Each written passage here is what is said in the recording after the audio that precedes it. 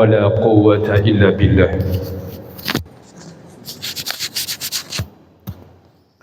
Saudara kaum muslimin jamaah salat subuh Masjid Jami' An-Nasr yang dimuliakan Allah, semoga Allah Subhanahu wa taala berkenan menerima salat berjamaah kita. Amin ya Allah ya rabbal alamin.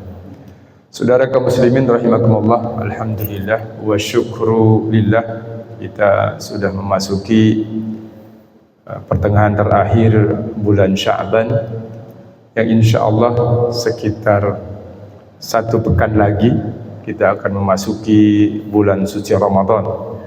Kalau Ormas Muhammadiyah sudah menentukan hari puasanya, yaitu jatuh pada hari Senin, tanggal 11 bulan Maret bulan ini. Adapun Kementerian Agama dan beberapa ormas yang lain, termasuk Nahdlatul Ulama, termasuk Al-Wasliyah dan beberapa yang lainnya, menunggu keputusan Kementerian Agama berdasarkan perhitungan hisab dan ru'yatul hilal. Jadi perpaduan antara perhitungan penanggalan dengan melihat hilal secara langsung. Nah, ini dimungkinkan jatuh pada hari Senin atau hari Selasa. Tapi sepertinya sih kalau dilihat posisi bulan di awal bulan yang lalu, sepertinya ada perbedaan hari puasa, kemungkinan, tapi bisa saja sama. Itu tidak menjadi masalah karena masing-masing memiliki dasar di dalam melakukan ibadah. Adapun nanti hari rayanya kemungkinan besar bareng, ya, menurut beberapa pakar kemungkinan hari raya Idul Fitrinya kemungkinan besar bersamaan.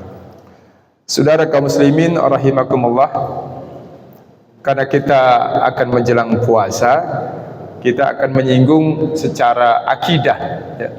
Karena ini adalah kajian akidah tentang puasa masyarakat terdahulu, sejarah puasa dan semisalnya. Karena dalam Al-Quran dikatakan dalam surah Al-Baqarah ayat 183, a'udzubillahi minasyaitonirrajim, kutiba alaikumus siyamu kama kutiba alal ladzina min qablikum la'allakum tattaqun. Diwajibkan atas kalian berpuasa sebagaimana diwajibkan atas orang-orang terdahulu, umat-umat terdahulu sebelum kalian. Nah, pertanyaan dari sisi akidah ini, betulkah umat-umat terdahulu berpuasa? Sehingga kita meyakini kebenaran Al-Quran dari sisi akidah. Ini pintu masuk pelajaran akidahnya. Kita meyakini apa yang disampaikan Al-Quran benar adanya. Benar enggak? Ternyata memang benar, ya, bahwa para nabi terdahulu berpuasa. Misalkan bahkan suku-suku dan bangsa terdahulu itu puasa. Misalkan kalau kita lihat Mesir kuno, itu mereka berpuasa. Mereka berpuasa dalam rangka penyembahan kepada matahari dan sungai Nil. Agar apa? Agar hasil panennya itu tidak mengalami kendala, sungai Nil tidak mengalami kekeringan. Jadi bentuk penyembahan. Puasa kalau dalam bahasa Arab adalah as-siyam. Siyam ini adalah menahan, ya, menahan al-imsak, menahan dari makan, minum maupun yang sifatnya kemanusiaan, ya, nafsu biologis dan semisalnya. Puasa sendiri dari bahasa Sanskrit, ya, bahasa Sanskerta, yang artinya menutup atau meninggalkan hal-hal yang biasa dilakukan. Itu namanya puasa, ya, bahasa Sanskerta. Begitu juga dengan misalkan Yunani kuno, mereka berpuasa untuk apa? Biasanya mereka berpuasa ketika akan berperang dengan berharap mendapatkan kemenangan. Jadi tujuan puasa ini beda-beda dari setiap bangsa terdahulu, tapi mereka tetap berpuasa. Termasuk misalkan agama Zoroaster, yang sebagian ulama mengatakan bahwa Zoroaster ini kemungkinan besar pembawa agamanya adalah seorang nabi. Sama dengan Siddhartha Gautama. Ya, beberapa pengamat agama Timur Tengah meyakini pada awalnya adalah ajarannya lurus, tetapi karena perjalanan masa dan sikap manusia yang berbeda, tidak ada pembaruan, maka terjadi penyimpangan-penyimpangan. Kenapa? Karena kata Allah dikatakan wa likulli ummatin rasul, bahwa pada setiap bangsa, setiap umat itu pasti ada rasulnya.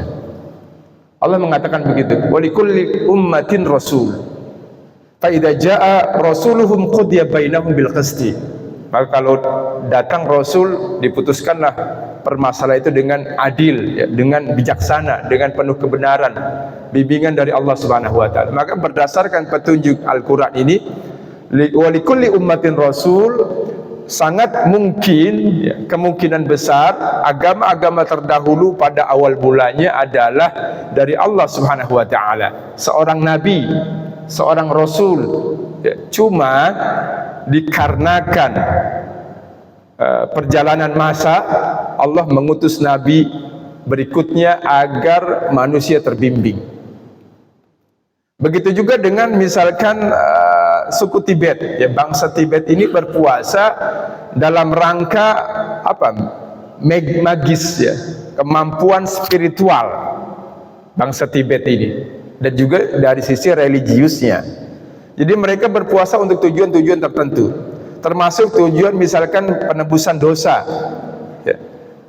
Jadi puasa ini memiliki banyak tujuan. Apakah boleh, pertanyaannya dari sisi akidah? Misalkan kita puasa, lalu saya puasa agar anak saya ini jadi penurut, agar anak saya ini soleh misalkan, atau suatu ketika anak kita sedang kuliah atau sedang belajar nyantri di pesantren, saya puasa nih, anak saya lagi ujian biar nilainya bagus, boleh nggak? Kata ulama tidak ada masalah, boleh hukumnya. Kenapa? Karena sebagaimana disinggung oleh para ulama, diantaranya diperbaharui, disampaikan ulang oleh Said Al-Maliki Al-Hasan, dikatakan bahwa la yaqdahu fi niyyatil musalli, tidak menjadi kotor, tidak berdampak negatif, tidak terlarang orang yang punya niat, misalkan orang sholat, idza manawa ba'dal ikhlas lillahi bi salatihi niyatan ukhra, jika dia salatnya karena Allah lalu ada niat yang mendampinginya, yang niat yang di sampingnya ini sejalan dengan syariat, itu tidak masalah. Seperti misalkan kita salat pada malam nisfu Sya'ban, niatnya niat salat nisfu Sya'ban, dan salat di malam nisfu Sya'ban Nabi lakukan, itu tidak menjadi masalah. Apakah niatnya niat salat Sya'ban ataukah salatnya dengan salat awabin atau niat-niat yang lain, tidak menjadi masalah ketika malam nisfu Sya'ban ini adalah dalam rangka menghidupkan. Sama dengan tadi niat puasa, mundarijatan tahta niyatihi al-asliyah wa mudhafatan ilaiha. Jadi ada niat tambahan. Niat puasanya karena Allah, tapi ada niat khusus yang tidak bertentangan dengan syariat. Kata para ulama boleh, tidak dilarang, tidak haram. Kita puasa, lalu puasanya karena Allah, tujuannya apa? Biar anak saya ini ujiannya lulus, gitu, ujian kedokterannya, biar anak saya jadi anak yang penurut, rajin ibadah, jadi anak soleh. Boleh enggak? Boleh, bagus, kata para ulama. Kata Imam Ghazali, bagus niat seperti itu, karena tidak bertentangan dengan syariat. Maka puasa-puasa di zaman dulu itu dilakukan oleh umat-umat terdahulu. Nah, sama dengan Nabi Ibrahim, sama juga dengan Nabi Adam, sama dengan Nabi Yunus ketika di dalam perut ikan Hud. Rata-rata Nabi ini berpuasa. Nabi Adam misalkan ketika diturunkan dari surga, pas di hari itu dia berpuasa, tidak makan dan tidak minum. Kenapa? Karena dalam rangka pertaubatan. Jadi puasa niatnya apa? Taubat. Puasa karena Allah untuk menggugurkan dosa. Itu. Nabi Adam dilahirkan dalam hadis riwayat yang sahih, dilahirkan di hari Jumat. Diturunkan dari surga juga pada hari Jumat. Melakukan kemaksiatan pada hari Jumat dan bertaubatnya juga pada hari Jumat. Itu Nabi Adam. Dalam kitab tafsir Ibnu Katsir diantara dijelaskan seperti itu. Jadi puasa itu sebagai ungkapan syukur. Misalkan kapan itu terjadi? Contohnya ketika Nabi Adam berjumpa dengan Siti Hawa di Jabal Rahmah. Ketika berpuluh tahun tidak berjumpa, tidak mampu ketemu, Nabi Adam menurut para pakar sejarah diturunkan di daratan India dan Siti Hawa di Timur Tengah. Ketemunya di Jabal Rahmah. Ini juga menandakan bahwa seorang lelaki itu agresif, ya, jauh tapi mampu melampaui tempat yang jauh. Tapi Siti Hawa berputar-putar saja di Timur Tengah. Ketemu di Jabal Rahmah, di Arafah. Nah, maka sebagai ungkapan rasa syukur Nabi Adam berpuasa. Berikutnya puasa sebagai doa sama dilakukan oleh Nabi Adam. Dan Nabi Adam ini berpuasa bahkan selama 40 hari 40 malam. Enggak makan, enggak minum. Mirip dengan puasanya Nabi Musa ketika beliau kontemplasi di Gunung Tursina. Ya, itu puasa 40 hari 40 malam. Nabi Adam puasa selama itu. Fisik Nabi Adam kuat. Dalam rangka apa kata para ulama? Mendoakan keturunannya agar menjadi hamba-hamba Allah yang baik, agar menjalani kehidupan ini tidak seperti dirinya yang maksiat. Jadi Nabi Adam berpuasa untuk demi keturunannya menjadi keturunan yang saleh, yang baik. Maka kita juga boleh berpuasa karena Allah. Tujuan niatnya apa? Berharap, meminta kepada Allah agar keturunannya jadi keturunan yang baik-baik dan saleh. Ini tidak ubahnya seperti kita mendoakan anak kita misalkan setiap malam dengan baca suratul Fatihah agar anak kita begini. Nah, ini boleh sama gitu. Kita baca suratul Fatihah karena Allah. Pengen apa? Pengen anak kita ini sukses. Baca Al-Fatihah setiap malam misalkan 40 kali atau 7 kali, tergantung kemampuan kita. Maka ini adalah niat yang berdampingan. Ketika dasarnya karena Allah Subhanahu wa taala, maka boleh ya berpuasa semacam atau dalam bentuk seperti ini. Tidak ada larangan kata para ulama. Berikutnya hadirin, kita akan menghadapi puasa. Lalu apa yang harus kita lakukan?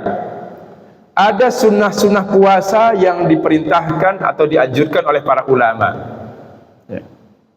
Misalkan Nabi sendiri, kalau bulan puasa ini dalam hadis yang sahih dikatakan Nabi wagatasala bainal azanaini. Nabi mandi di antara dua azan agar ibadahnya semangat. Dua azan ini apa? Bainal maghribi wal isya. Nabi sering melakukan itu, mandi. Untuk qiyamul lail Nabi mandi sore harinya agar semangat ibadah, badannya bersih harum. Apalagi kita ya.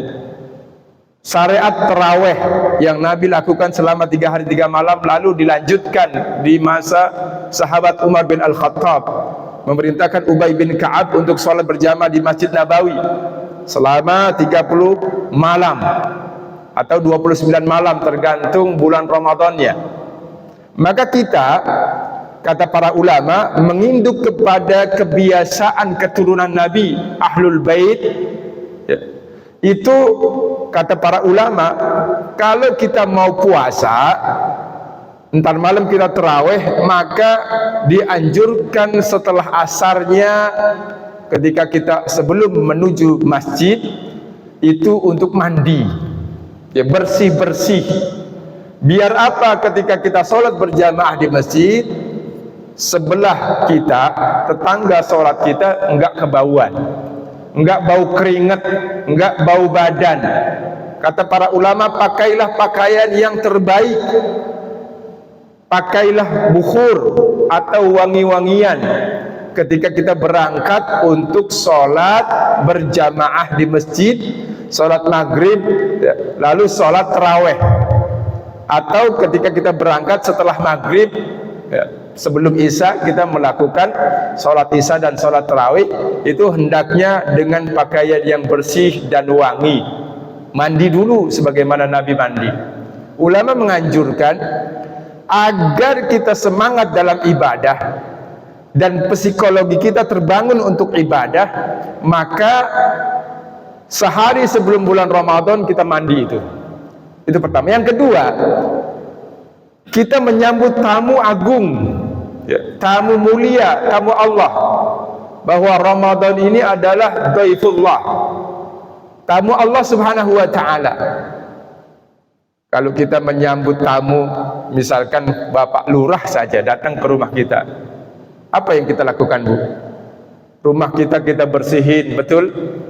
Kita sapu, taman-tamannya dirapihkan. Itu baru lurah. Debu-debu itu di bangku dirapihin, dibersihin. Maka kita menjelang bulan Ramadan, kata para ulama, bersihkan rumah kita dari sawangnya, debunya, bahkan kalau perlu, kata para ulama, perbaharui suasananya. Cat rumah kita, kalau kita punya cat baru, atau kita membeli cat yang baru, atau punya persediaan cat, catlah rumah kita. Posisi rumah, bangkunya dirapihkan, kalau perlu dibentuk baru, dibersihkan debu-debunya, disapu dengan bersih menjelang bulan Ramadan. Agar apa? Agar jiwa kita terkondisikan di dalam menyambut bulan Ramadan. Jadi rumah kita siap, tentu ini akan mendorong dan menarik jiwa kita untuk senada dengan itu, menjadi semangat dalam ibadah. Maka wajar kalau Nabi katakan, meskipun hadis ini dhaif, tapi tidak bertentangan dengan syariat. Apa kata Nabi? Dan dimungkinkan hadis ini sahih sebetulnya. Man fariha bidukhuli Ramadan, siapa saja yang gembira dengan masuknya bulan Ramadan, haramallahu jasadahu 'ala niran, Allah mengharamkan jasadnya dari api neraka. Maka kata para ulama, orang yang bergembira dengan masuknya bulan Ramadan pasti dia siap melaksanakan ibadah di dalam bulan Ramadan. Dia senang, dia gembira. Orang yang gembira menandakan dia cinta, gitu. Tidak mungkin orang yang gembira tidak cinta dengan bulan Ramadan. Gembira menandakan, mengindikasikan dia cinta dan siap melakukan ibadah di dalam bulan Ramadan. Dia menyiapkan segalanya. Maka persiapkan diri kita dalam menyambut bulan Ramadan ini, persiapan lahiriahnya. Itu yang pertama. Dari sisi makanannya barangkali, dari sisi baju kita buat ibadah di bulan Ramadan, mungkin wangi-wangiannya kita siapkan. Itu kita siapkan agar kita semangat. Yang kedua, kita mesti punya target di dalam ibadah di dalam bulan Ramadan. Apa mau kita kerjakan bulan Ramadan bulan ini, tahun ini? Jangan sampai tidak punya target. Karena dengan adanya target ini kita akan mampu, kita akan punya kekuatan. Misalkan saya pengen hatam 5 kali Al-Quran, atau minimal 3 kali Al-Quran, atau yang bacanya lambat 1 kali hatam Al-Quran selama bulan Ramadan. Atau target saya hafal Al-Quran 5 juz misalkan di dalam bulan Ramadan. Kenapa? Karena ini akan membangun kekuatan. Sama dengan kita niat puasa. Melalui informasi medis, bahwa orang yang meniatkan tidak makan untuk jam tertentu, itu membangun metabolisme tubuh untuk tahan. Bukankah kita terbukti kalau kita niat puasa, itu jam 12 belum lapar. kita mampu, kita kuat. Tapi kalau kita tidak niat puasa, jangankan jam 12, jam 10 aja udah kriuk-kriuk perut kita, udah lapar. Betul? Karena membangun metabolisme tubuh. Gitu. Menurut para pakar ada cairan tertentu yang menetes kalau kita tidak punya niat. Gitu. Tapi kalau kita niatkan, itu tertahan. Cairan empedu kita tidak menetes sehingga tidak menimbulkan lapar. Nah, maka inilah yang Allah anugerahkan dalam anatomi tubuh kita, fungsi dari niat ini. Maka kata Nabi, innamal a'malu binniyat. Amal perbuatan itu mesti didasari dengan niat. Maka di bulan Ramadan perlu kita azamkan, kita niatkan secara kuat apa cita-cita kita di bulan Ramadan ini, pengen apa, dalam makna mau melakukan apa ibadah kita di dalam bulan Ramadan. Apakah kita sholat sunnahnya berapa rakaat misalkan. Contoh, kita ingin mengikuti sahabat Umar, malam bulan Ramadan qiyamul lailnya sampai dianggap bilangan 100 rakaat. Karena kata para ulama, ini sekaligus menyampaikan kepada kita, tidak perlu ribut lagi. Ribut itu udah usang, sudah masa lalu yang pertama, ya udah terlambat kalau kita masih ribut. Kedua, memalukan. Jadi tidak perlu kita ribut. Ini kok sholat tarawih 11 rakaat, ini kok sholat tarawih 23 rakaat. Tidak perlu ribut. Karena mayoritas ulama menegaskan sholat malam ini tidak ada batasan jumlah yang tetap, tidak ada batasan jumlahnya. Bahkan dalam hadis sahih dikatakan Nabi sholat witirnya saja 13 rakaat. Dalam beberapa riwayat disebutkan Nabi sholat sunnah witirnya saja malam hari 13 rakaat. Ada yang 11 rakaat, pernah 9 rakaat, pernah 7 rakaat. Maka sholat malam termasuk sholat tarawih bisa kita kerjakan. Misalkan kita capek habis safar, malam sholat tarawih, apakah berjamaah cuman 3 rakaat ngikut imam, boleh enggak? Boleh. 2 rakaat sama imam, terus keluar masjid capek, boleh enggak? Boleh. Kita sholat tarawih misalkan 7 rakaat, boleh enggak? Boleh, kata ulama, itu sunnah. Lalu habis sholat tarawih di masjid 23 rakaat, kita nambah lagi di rumah 100 rakaat, boleh enggak? Boleh. Karena Imam Malik sendiri sholat sunnahnya sehari semalam 800 rakaat. Imam Syafi'i diangkat bilangan 300 rakaat. Imam Abu Hanifah diangkat bilangan 300 rakaat, termasuk Imam Ahmad. Hanya saja pernah kita sampaikan bahwa Imam Ahmad dalam beberapa kitab manaqib disampaikan bahwa beliau ketika punya penyakit liver mampu sholat sunnahnya semalam, bukan sehari semalam. Semalam itu cuma 150 rakaat. Pertanyaannya, apakah Nabi melakukan sebanyak itu? Nabi sholat sunnahnya tidak ada yang dampingin, nggak ada yang nungguin Nabi. Nabi sholat sunnahnya udah 11 rakaat. Ini Nabi sholat sunnahnya nih malam ini nih 30 rakaat. Nggak ada yang dampingin. Istri-istri beliau banyak yang tidur. Terkadang ada yang ikut, terkadang sering sekali tidur. Ya. Siti Aisyah saja sering kali tidur. Ya. Kadang bersama baginda Nabi. Nah, artinya dalam sholat malam ini tidak perlu kita meributkan jumlah rakaatnya.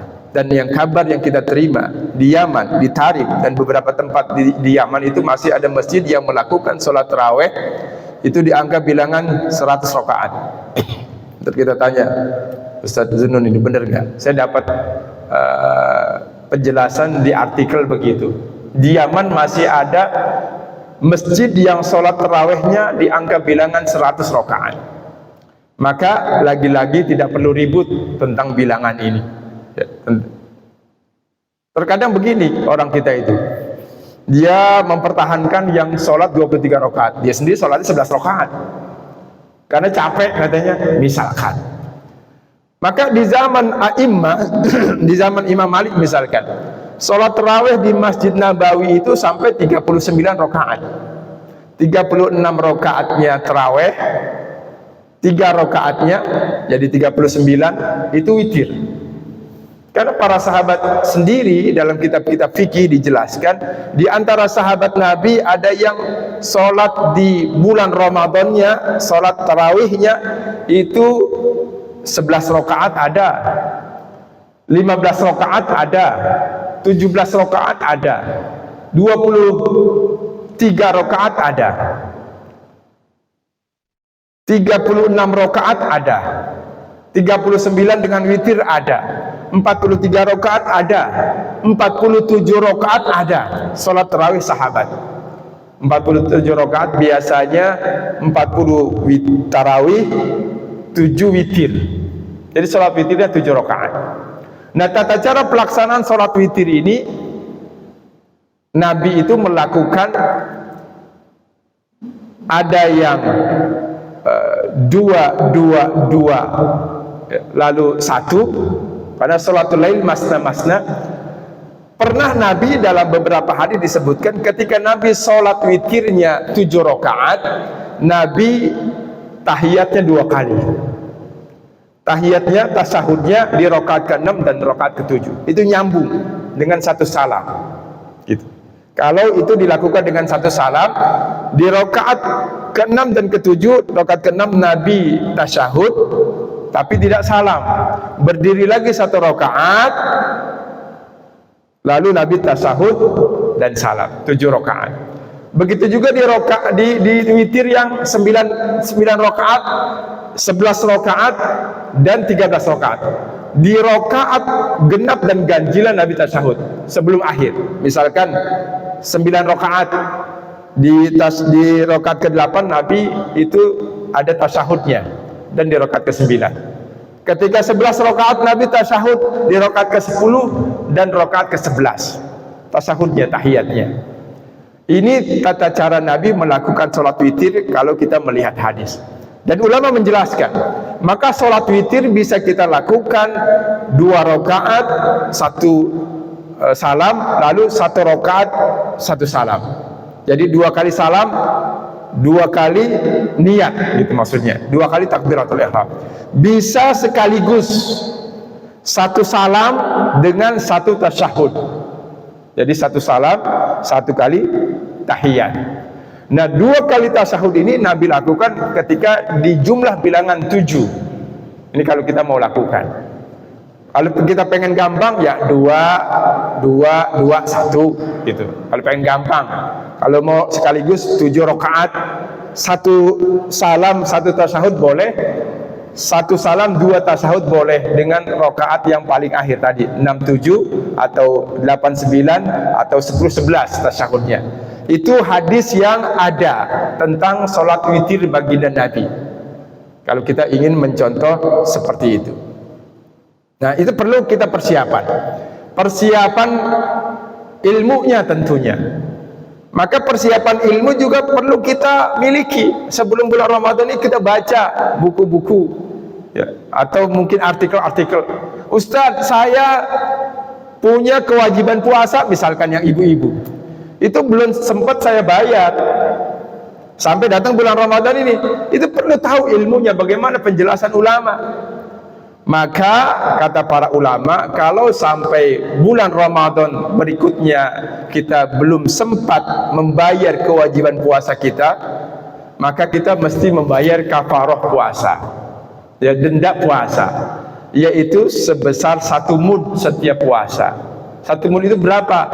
750 gram ya, beras ya, mendekati kurang lebih 1 kilo kurang, 700 ya, 3/4 ya, 3/4 kilo. Itu bagi yang meninggalkan puasa, lupa mengqadha karena lalai, karena menyepelekan. Kalau karena lupa, kata para ulama, tidak perlu membayar kafarah. Kalau karena uzur, sakit misalkan, atau dia mungkin musafir, sepanjang-panjang usianya musafir. Dia misalkan pelaut, kan dia selalu musafir di tengah kapal laut, dia tidak bisa mengkodok, maka ini tidak perlu bayar kafarah. Kalau dia masih muda, tidak perlu, dia belum diizinkan, karena dia mesti menunggu dia masih mampu melakukan puasa, gitu. Beda lagi dengan misalkan orang yang meninggalkan puasa karena hamil. Dalam mazhab Syafi'i, dia mesti mengkodok puasanya setelah lewat bulan Ramadan dan bayar kafarah, gitu. Kalau hamilnya karena kekhawatiran anaknya, kalau karena dirinya tidak perlu. Jadi misalkan menyusui karena khawatir anaknya ini sakit, karena orang lain ini dia mesti bayar kafarah. Tapi kalau karena diri sendiri tidak perlu bayar tambahan kafarah. Jadi ada perbedaan pendapat ulama. Beda lagi dengan mazhab Hanafi, misalkan dia bertahun-tahun nggak sempat bayar puasa, sudah lewat 3 tahun. Kata Imam Abu Hanifah, tidak perlu dia bayar kafarah. Jadi ada perbedaan, ada toleransi. Adapun mayoritas ulama ya mengatakan ada kafarohnya, khususnya bagi yang meninggalkan qada puasa karena dia melalaikan, karena dia menyepelekan. Kalau dia nggak mengqada segera dikarenakan dia tidak tahu hukumnya, atau karena lupa, atau karena uzur syar'i, apakah sakit, ataukah perjalanan, ataukah mungkin dia pernah gila di tahun-tahun itu, maka ini tidak perlu membayar kafarah dalam makna di luar qada puasa. Kewajiban cuma satu, mengqada puasanya setelah melewati bulan Ramadan itu. Pada tahun berikutnya tetap dia wajib mengqada puasanya, kecuali bagi orang yang tidak mampu mengqada. Misalkan dia nggak mungkin bisa mengqada karena sakitnya menahun, nggak mampu lagi, maka ini adalah bayar kafarah. Gitu. Berapa besar? Bagi semacam ini adalah biaya makan dia sehari untuk 1 hari puasa. Misalkan dia biasa makan seharinya itu pagi sarapan nasi uduk misalkan 7.000, makan siangnya nasi padang 10.000, makan malamnya senilai kurang lebih 10.000, berarti 27.000. Dia mesti membayar qada puasanya 1 hari itu dengan makanan yang dia makan. Ada pendapat yang lebih ringan, itu ya diperkirakanlah dengan harga standar tergantung kemampuan dia melunasi qada puasa biayanya itu. Seperti itu. Jadi nanti kembali lagi kepada la yukallifullahu nafsan illa wus'aha. Allah tidak membebani setiap orang kecuali berdasarkan kemampuannya. Gitu.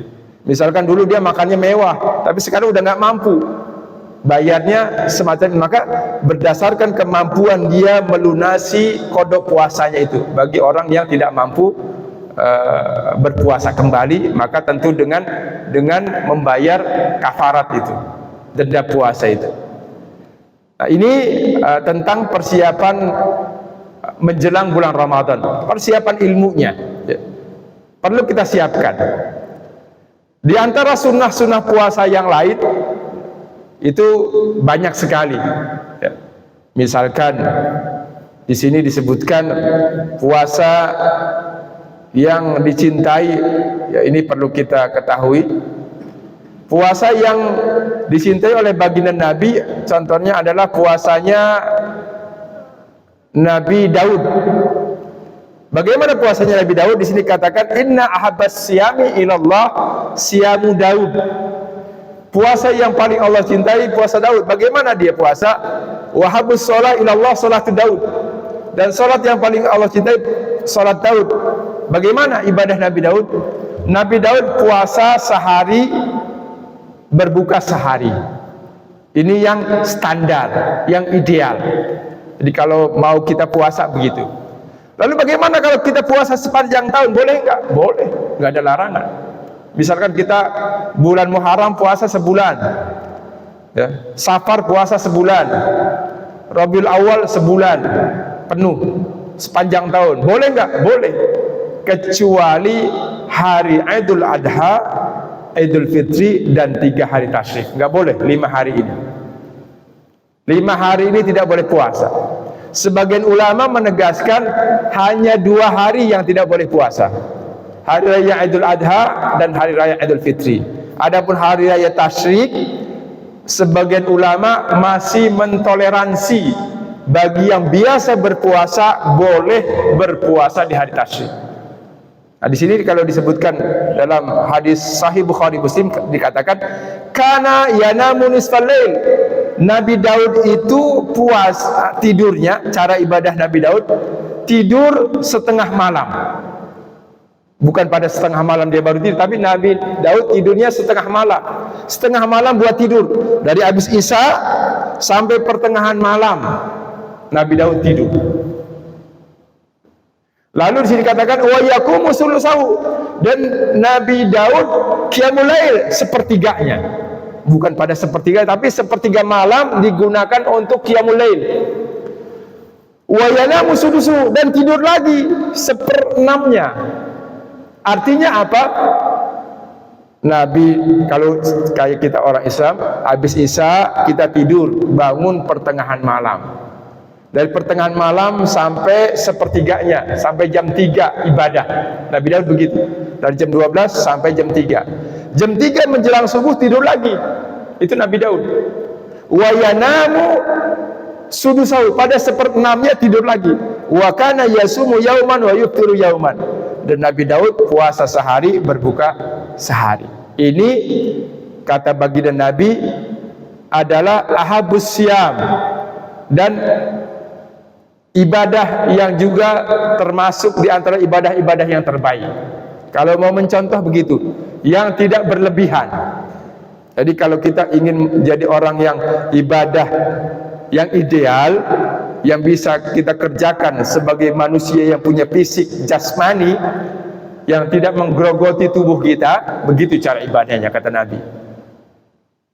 Habis Isya udah tidur, jangan ngobrol sampai pertengahan malam tidur. Lalu jam 12, jam 1 ibadah sampai jam 3. Jam 3 menjelang subuh tidur lagi. Itu Nabi Daud begitu. Ya. Ini cara ibadahnya para nabi. Begitu juga Nabi Musa. Kebanyakan para nabi itu kalau kita lihat kitab-kitab tafsir, mereka senantiasa berpuasa sepanjang tahun. Karena MC kita sudah berdiri.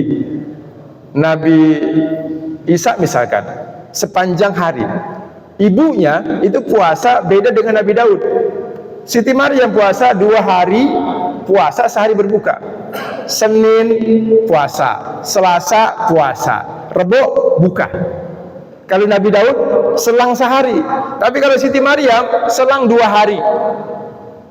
Puasanya begitu modelnya. Demikian, semoga ada manfaatnya dan kita bisa mencontoh baginda Nabi, mencontoh para ulama, mencontoh para nabi dalam melakukan ibadah. Semoga ada manfaatnya. Yang benar datangnya dari Allah Subhanahu wa taala, yang salah dari kedaifan anak Al-Fakir sendiri. Barangkali ada yang ingin ditanyakan, mudah-mudahan bisa anak Al-Fakir jawab. Alhamdulillah, terima kasih. Masuk sesi atau kalau tanya kepada Bapak Ibu yang bertanya di silakan. Kita kajian pagi ini tentang berpuasanya orang-orang terdahulu. Monggo Pak Wis. Boleh. Kalau enggak saya tanya.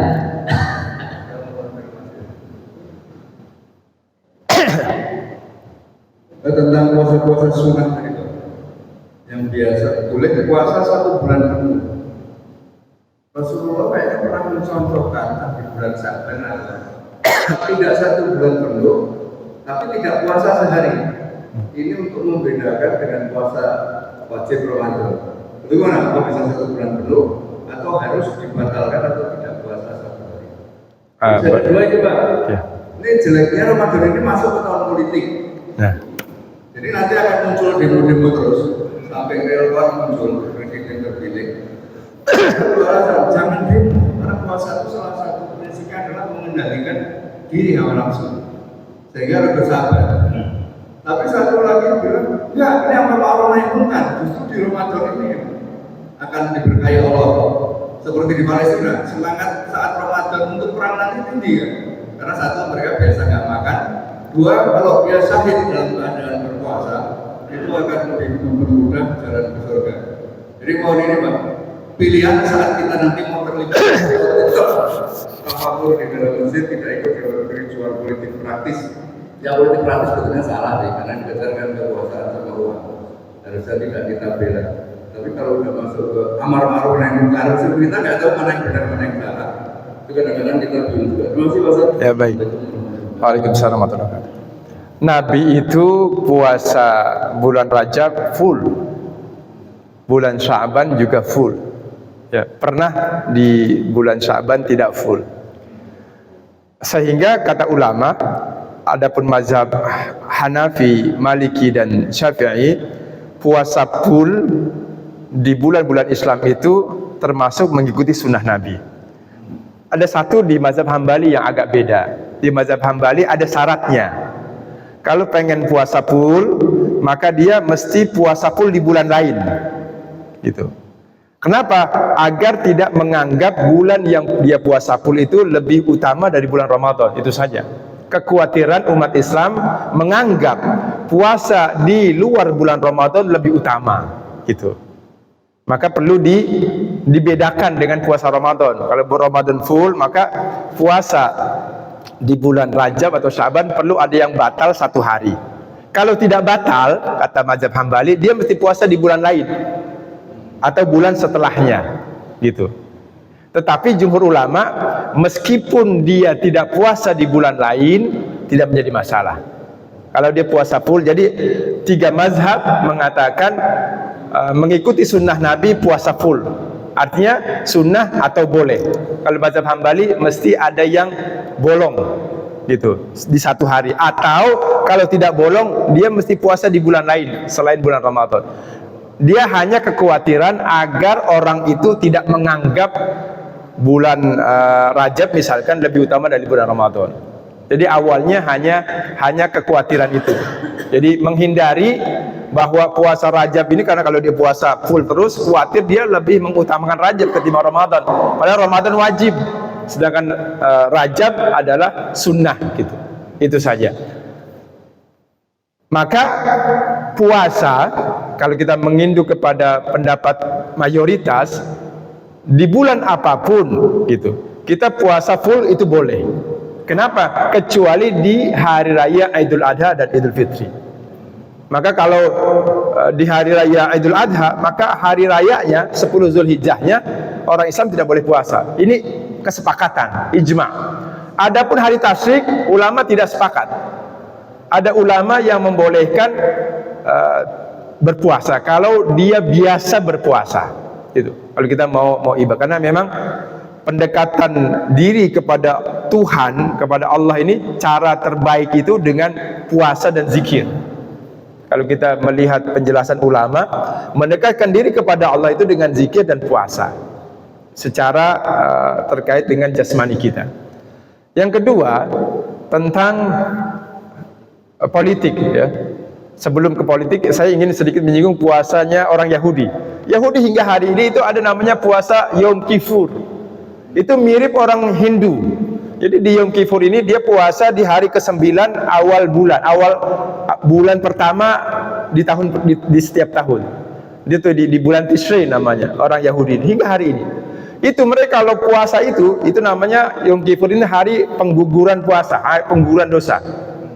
Yaumul Ghufran bahas. Jadi mereka menggugurkan dosa itu dengan puasa. Jadi kalau ada orang Yahudi nggak puasa, dia itu termasuk dosa besar di Yom Kippur ini. Nah, mereka nggak boleh pakai baju bagus, nggak boleh pakai sepatu kulit, nggak boleh ada aktivitas. Universitas diliburkan, sekolah-sekolah diliburkan, tempat pekerjaan libur, bahkan airport bisa libur. Gitu. Itu Yom Kippur. Satu hari itu orang Yahudi keyakinannya. Artinya bangsa-bangsa terdahulu memang berpuasa hingga hari ini budaya itu, cuma mereka yang tadinya mesti puasa 40 hari mereka nggak kerjakan. Orang Nasrani juga begitu, ada kewajiban puasa. tapi puasanya tidak seperti kita. Mereka ada pelanggaran-pelanggaran berkurang gitu. Berkaitan dengan tadi demo, mesti dilihat kalau kita dudukan secara proporsional ini ya tergantung kondisinya sebetulnya. Apakah demonya ini dalam rangka ketaatan atau dalam rangka kemaksiatan? Ini pun dalam melihat ini perspektifnya bisa berbeda-beda gitu. Orang melihatnya apakah ini ketaatan, apakah kemaksiatan. Kalau dalam rangka ketaatan, meskipun puasa ya diperintahkan. Tidak boleh itu puasa melakukan, karena menahan dari yang maksiat gitu. Puasa ini menahan dari larangan.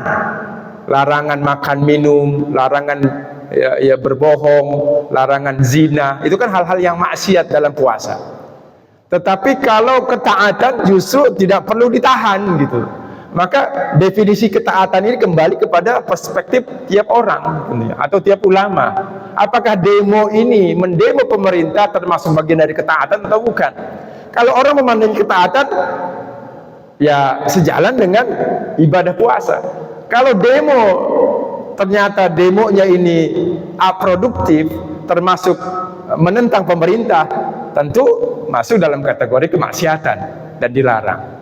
Jadi tinggal melihat perspektif demonya ini, apakah dibenarkan secara agama ataukah tidak, apakah produktif atau kontraproduktif, menimbulkan manfaat yang besar ataukah justru menimbulkan keburukan yang besar, seperti itu.